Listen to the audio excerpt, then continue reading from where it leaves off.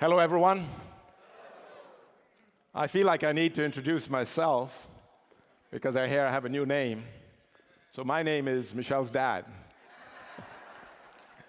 It's interesting how when you know famous people or when you're proud of people, how quick you are to let them know you know them. So I'm Michelle's dad. Very proud to be that. Actually, she's been God's grace to our family for a long time. So Carmen and I are really glad that she's got a bigger ministry now. But I think Michelle will agree that after she serves a bigger ministry, she probably realized a lot easier than when she was ministering to the Fleming family. So Michelle, enjoy the easy days that are ahead of you. Dealing with Mom and Annie, not to mention Charles, has been a challenge for Michelle. No, she's been just a lot of good grace to us.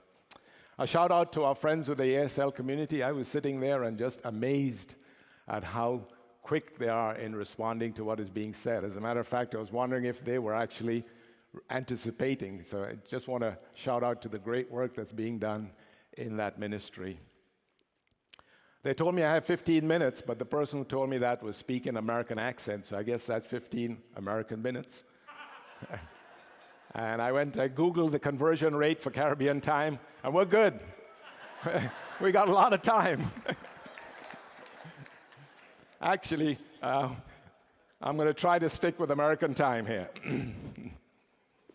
But first, I want to give a shout out to a group of people. I think Eugene Guzon was the one who mentioned that the Philippines is a volunteer ministry. And I think that's true of GCI around the world. We are GCI, and the health and flourishing of so many of our congregations is based on bivocational pastors and ministry leaders who just volunteer. So I just want to shout out to them and shout out to those that are here from the Caribbean. We've been blessed that the powers that be brought the international conference to Orlando, which is relatively near to the Caribbean, but it still is pretty expensive coming here. So I'd like to honor some folks who have paid their own way or been subsidized by their church. But with the folks from Bermuda, Bahama, Montego, please rise. If you're awake, please rise.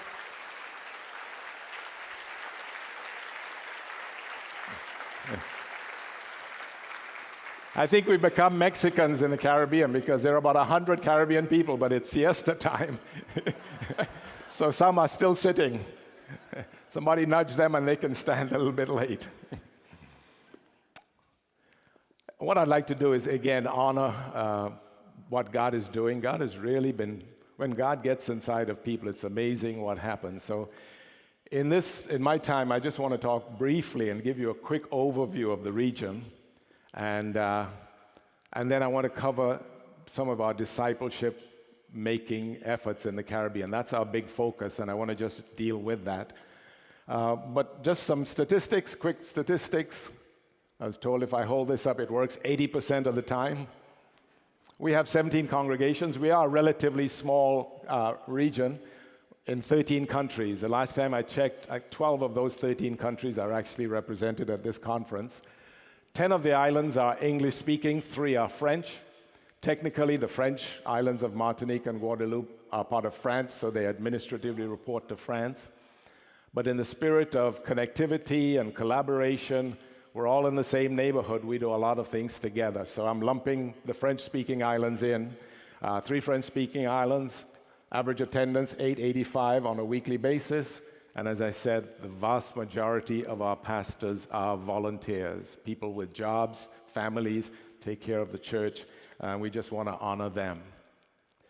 Because I'm at this stage of the presentation thinking in American minutes, I'll go quickly. There we go. Just a few pictures to show you worship in our region. This is the Bahama congregation. Our folks love to dance, and maybe that's a suggestion for the next international conference. We introduce our speakers with Charles and Keisha's band playing some of that lively music as we come on stage. I would love that. This is Haiti. A number of you have supported our school in Haiti. And here's a picture of the front part of the school. Pictures of Joseph Franklin, the principal and pastor, with some of the students. 80%, okay. Another picture of the school, just a thank you to those of you who support them. Throughout the islands, and this picture is just typical of it, we have a lot of young people in our churches, and they get to participate a whole lot in services. The next two pictures I really like because this is Grenada, and I was there a few years ago, and I noticed that for their Bible classes, they don't always keep the kids sitting in a passive role. On that day, they sent them out into God's creation, had them pick up stuff, and come back and describe to their fellow students aspects of God's creation. I have a second reason for showing this picture. The two young men, Shamar Langine in the white shirt and Peter English in the striped shirt, are actually at the conference today. Now, they're a whole lot bigger than that because as teenagers, they get big, but I think Shamar has just graduated from high school, and Peter, I think, may still be in high school. But the Grenada Church, like a number of our other churches, is investing in young people. And so they actually, as I understand it, helped to subsidize the cost for these young men to come here to our conference. And then the next picture is from the Bahamas. Yeah, please, please.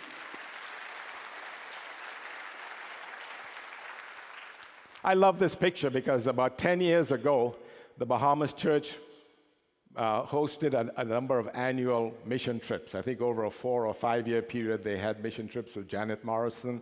My family was involved in 3 of those trips before the California group got involved. And what I like about this picture is that every one of these young people that in this picture are here at the conference. They're now married with kids, they have their careers, and they're involved in leadership in their churches.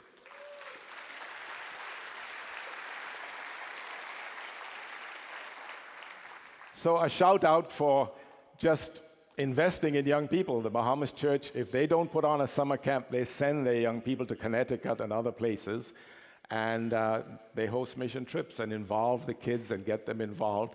And now we have these young men and women providing leadership in the church. And I'm just singling out the Bahamas, but similar things are happening in some of the other congregations as well.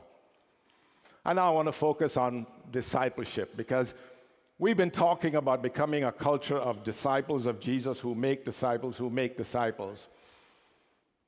But what I've noticed different now is like there's a dis-ease within our congregations, a lack of ease with just being a happy, holy huddle. And there's this sense that we want to reach out. And so more and more people are focusing on that. So here are the 2 questions that I am using to try and leverage and encourage this kind of growth. You can read, I won't read the questions to you, but when we talk about a plan, it means there's a vision of something we want to see and to be. And more of our pastors and their leadership teams are talking about the need to reach out. And then there's the evaluation question. What does our plan work? So I really like these 2 questions from Dallas Willard.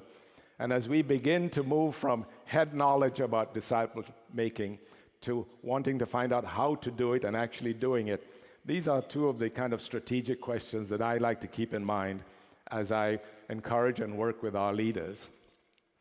And now I want to talk about discipling at the workplace. Clifton Charles, who is our pastor in Barbados and in Trinidad, was the first to start talking about discipling at the workplace. The claims of our faith. We claim that Jesus is alive, he's active, he's in love with people. We claim that he has, through his work, we have been made ambassadors of Christ, and God is making an appeal through us, inviting people who he has already reconciled to himself to now be reconciled to him, accept Jesus. And so more and more there's been this effort, especially by Clifton, to help people see opportunities at work. And here are 2 quick examples. Bondet Daniel is an elementary school teacher in Barbados, and she noticed as she got to school that parents would drop their kids off, and then the kids would be just playing and milling around for about 45 minutes. So she felt like God was telling her, as if Jesus was saying, I want to be in a relationship with some of these kids. And so she approached the principal and says, I'd like to have an assembly every morning where we tell Bible stories and teach the kids to sing some praise songs. The teacher was responsive. And here's where the pastoral role is so important.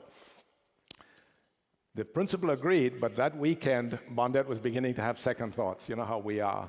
But Clifton gets up and he starts talking about his week. And he says, during the week, I met a teenage boy and was able to talked to him about Jesus, and he is now willing to learn more about Jesus with the possibility of coming into a relationship. That strengthened her faith. She says, I'm on the right track. So she started an assembly every morning in her school, and they average about 200 kids. And the part that she likes is that whether she's there or not, it's taken on a life of its own. 6 other teachers have joined her, and one of them joined because one of the little students went to the teacher and says, we have a lovely assembly, come and join us. And so it's taken on a life of its own. I want to read to you a quote from Bondette, because maybe you'll join in Bondette in praying about this, but here's her big dream. My big dream is that many other schools in Barbados that are becoming godless will hear about what God is doing at our primary school and follow our example. Would you join Bondette in praying that more and more schools in Barbados could have this kind of program and let Jesus work on the hearts of a rising generation? I'm sure she'd appreciate that. The next example is from Trinidad, a woman named Gloria Subero. She was hired by the National Quarries in Trinidad as a maid, a cleaner, somebody who serves refreshments at work. And if you know Gloria, you know she's just projects a quiet confidence, but very humble. And basically, through Jesus, Gloria is just happy to be Gloria. She's comfortable in her skin.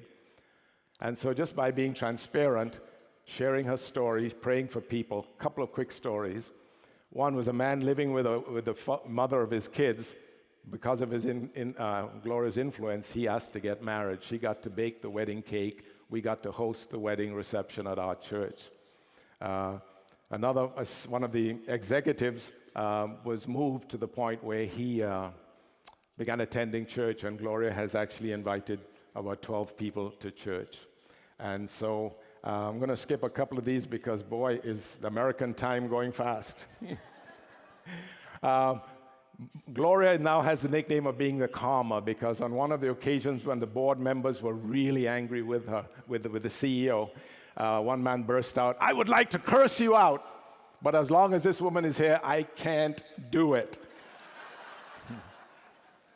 I want to say a few words about ACCM and from the point of view of what the Holy Spirit does, because this has become our platform. Back in the 1990s in the country of Australia, what's happening? There we go. A man named John McLean was just using his giftedness and helped our people to move, understand the changes. So John felt like he wanted to develop classes. Long story short, the board backed him up. He developed this program.